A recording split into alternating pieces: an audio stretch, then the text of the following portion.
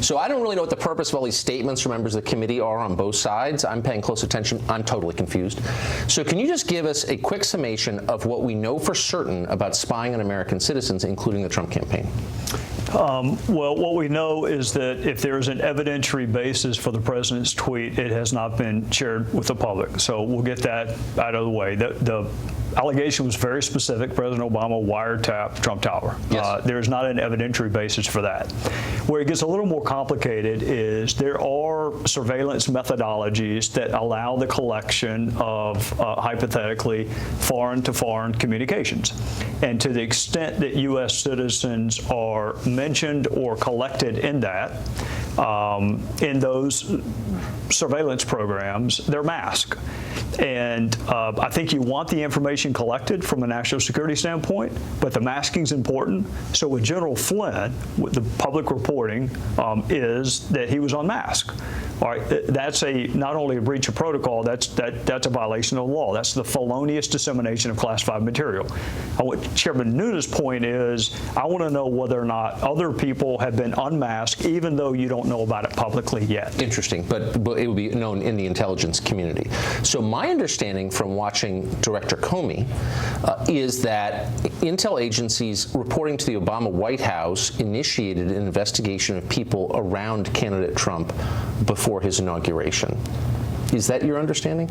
It is not, and I would be surprised if anybody could confirm that. There's a warrant process that you have to go through with the FISA court, and it has to be approved. And again, there's a public record of all of this, Tucker, which would be in the custody of the now Trump Department of Justice.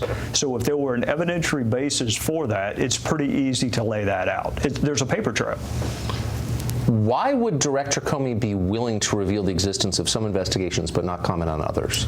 That was really surprising to me. If you remember what he said, he sought special dispensation from the Department of Justice to confirm not just a counterintelligence investigation, but one that may manifest itself with criminality. But yet when I asked him about the leaks, he said he could not confirm that there was an investigation.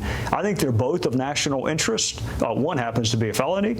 So I was a little surprised and a little disappointed that he can't at least tell us we are investigating the felonious dissemination of classified material. And yet he can tell us other things that may suit the agendas of others. It seemed bizarre. Now, we interviewed someone on this show last week who spent 30 years at NSA, Mr. Binney, who said that there is no question that the NSA has personal communications from then-candidate Trump and those around him on its servers. Do you think that that's true? It depends. It depends on who they're talking to. If you are talking to someone for whom the intelligence agencies are authorized to collect, then yes, you may be captured on it. If there is a reason to collect on a non-U.S. citizen and you happen to call that person, then you would be collected as a U.S. citizen. That's where the masking and treating it confidentially comes into effect. But he was saying, and again, he worked there for all those years, that NSA collects basically all data coming in and out of the United States because they've tapped into the main data trunk. And the question is, what do they do with it? But they have it. Is that your understanding? Is that true? I think that's a little broader than what my understanding is. You would have to get a warrant. If you're talking about a U.S. citizen, you have to get a warrant, application, FISA court. If you are talking foreign to foreign, it's a separate analysis. If you're talking U.S. to foreign, it's still a separate analysis and one that would require going to the FISA court. So my last question, you sit on the committee that oversees our intelligence agencies. Are you satisfied that if you request a specific accounting of something that you're going to get it, you're going to get a straightforward answer and get the entire answer? I don't know that I would, Tucker, and I'm not dodging your question. There's something called the Gang of Eight.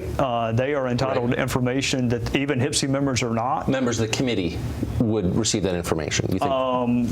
Speaker of the House, the minority leader, ranking member, and the chairman of HPSI are four in the Gang of Eight. If you're just a HPSI member like I am, I get it, but you think they can get whatever they want and they can get the full story and the intel agencies will give it to them and feel the obligation to give it to them? They should, and I'll only caveat it by saying should, because when one source has the information, the other's requesting it, you never know what you're not given. You never do know should. that, and that's the concern for ordinary voters like me. Yes, sir. Congressman, thanks for coming on. I appreciate it. Thank you. Still confused.